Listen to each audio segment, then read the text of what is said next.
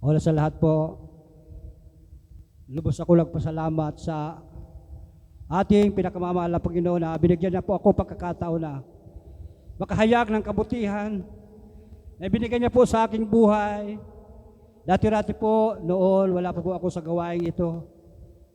Talagang triple po ang aking bisyo. Salamat sa ating pinakamamahal na Panginoon. Iniwalay niya po ako sa paggawa ng hindi kalugod-lugod sa ating pinakamamahal na Panginoon. Dubling paggalang po sa ating ginagalang na Pastor Wildy Estrada Almeida, sa kanyang assistant pastor Lina C. Almeida, sa mga beloved children, higit sa lahat sa ating pinakamamahal na Panginoon Jesus po lawan. Patutuko po nung wala pa po ako sa gawain ito na talaga po problema ng aking mga magulang nung buhay pa, so aking mga magulang noon talagang terrible po ang problema namin. Kaya salamat sa ating pinakamamahal na Panginoon sa mga oras na ito na talagang payapang-payapa po ang aking buhay. Ay mabayaran sa lapiman na Panginoon. Na maiwalay po ako sa mga gawaing hindi karapat-dapat sa ating pinakamamahal na Panginoon sa mga oras na ito, araw ng linggo. Kung wala po ako sa gawaing ito talagang sa mga oras na ito baka nasa inuman na naman po ako sa mga oras na ito. Kaya salamat sa ating pinakamamahal na Panginoon. Amen. Praise the Lord. Hiniwalay niya po ako sa mga gawain na hindi karapat-dapat sa ating pinakamamahal na Panginoon. Problema po ako ng aking pamilya noon na hindi pa po ako nakakilala sa gawain ito. Pinapalo ko sila na nang iinom pa po ako ng alak sa mga nakaraang taon. Pero salamat sa ating pinakamamahal na Panginoon sa hiniwalay niya po ako na hindi kalugod-lugod sa ating pinakamamahal na Panginoon. Isa ka po patutuo na yung nagkasakit po ako na hospital po ako sa dako ng Sintian. Talagang sabi ng aking asawa na Yeng, mauwi na tayo sa ating bahay dahil sabi ko hindi ko pa kaya. Bahala na, sabi niya, bahala lang mahal na Panginoon na kung ano ang mangyari sa iyo. Basta sabi niya, hindi ko pa kaya ako kaya, sabi niya. Basta basta lumabas na tayo dahil mahal pala niyan sa Sintian noon na ang isang araw diyan mahigit 1,000. Pero salamat sa ating pinakamamahal na Panginoon na kahit po sumunod ako sa kanya na hindi na ako magpa-hospital. Mula noon hanggang ngayon po talagang hindi na po ako nakarating dyan sa hospital na yan. Salamat sa ating pinakamamahal na Panginoon. Nahiwalay po ako sa mga bisyo. Na-hospital po ako na talagang hindi karapat-dapat yung ginagawa ko noon na mahigit 300 taon po ako na backside dito sa gawain ito. Pero nung bumalik pa ako, hindi na po ako nagkasakit mula noon hanggang ngayon. Kaya salamat sa ating pinakamamahal na Panginoon. Amen. Isa ko po totoo po na nagtinda po kami ng Marti sa dako ng Lagunoy. Dati po, napagod po ako noon na maglakad. 3 pa lang po nahirapan po ako maglakad. Pero naglakad po kami mahigit 30 kilometros nung isang araw. Malakas na malakas po ako sa aming pag-uwi. Maraming salamat sa ating pinakamamahal na Panginoon. Iningatan niyo po kami kung saan-saan lugar. Dati po nagpunta kami ng Legazpi nung isang araw. Nagsakay po kami sa bus na dito po kami makabangga sa isang truck. Naghiyawan na yung mga pasahero doon sa bus dahil talagang sabi ko sa kanila, huwag kayong matakot. Basta magsigaw lang tayo ng hallelujah, praise the Lord. Kahit po walang galos po yung driver sa pasahero, driver, konduktor, walang galos.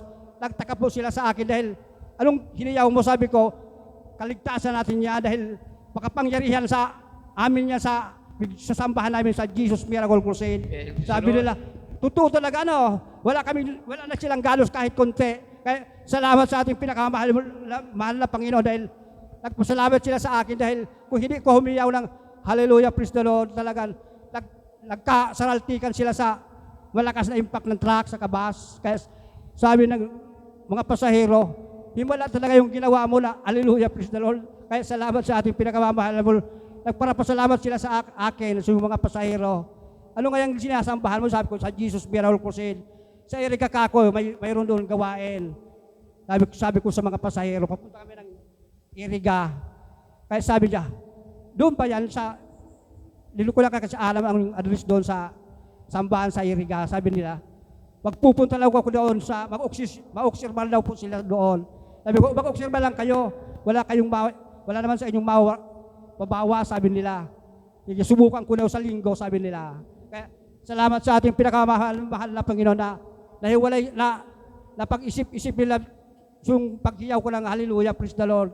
Kaya, salamat sa ating pinakamamahal na Panginoon.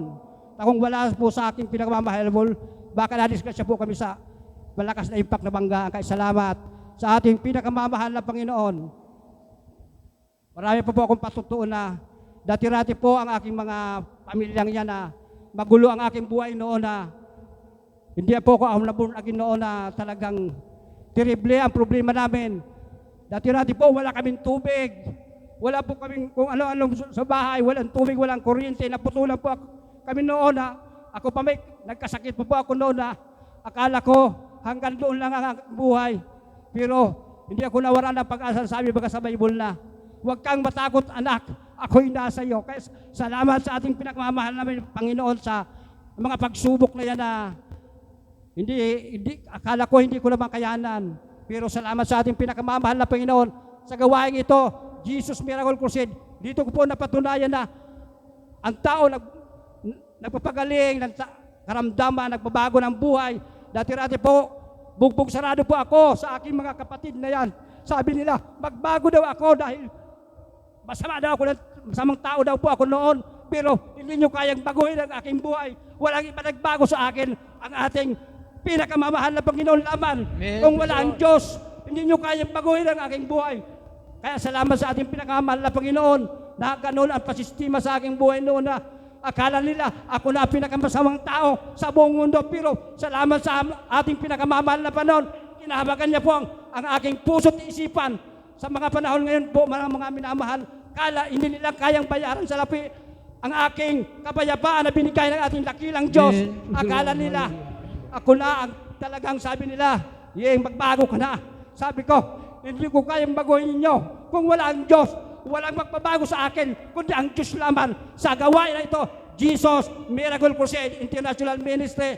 Dati-rati po, terrible po ang aking problema noon na wala pa po ako dito. Dati-rati po, isang kahit isang tuka lamang kami noon na akala nila na ako pinakamahirap dito sa ating barangay na sabi nila, sarili ka mampuhunan, sabi ko. Walang imposible sa Diyos. Kung wala ang Diyos, hindi ko magkapuhunan. Pero salamat sa ating pinakamamahal na Panginoon. Piso-piso lang ang kinikita ko. Pero payapang-payapa naman ang buhay ko. Hindi mabayaran sa lapi ang kapayapaan ng aking buhay. Kaya salamat sa ating pinakamamahal na Panginoon. Ang kapayapaan ibinigay sa akin, hindi mamibili ang kapayapaan sa butika, kundi ang kapayapaan galing naman sa ating pinakamamahal na Panginoon Jesucristo. Kaya salamat sa ating pinakamamahal na Panginoon. Kung wala ang Diyos, wala ako sa unahan na ito. Kaya salamat sa ating pinakamamahal na Panginoon. Kahit walang pira, payapa naman ang buhay ko. Ako na ang pinakamayaman sa buong mundo ang pakiramdam ko sa oras na ito. Kaya salamat, kaya lahat ng kapurihan, kapasalamatan, tanging sa ating pinakamamahal na Panginoon Jesus po lamang.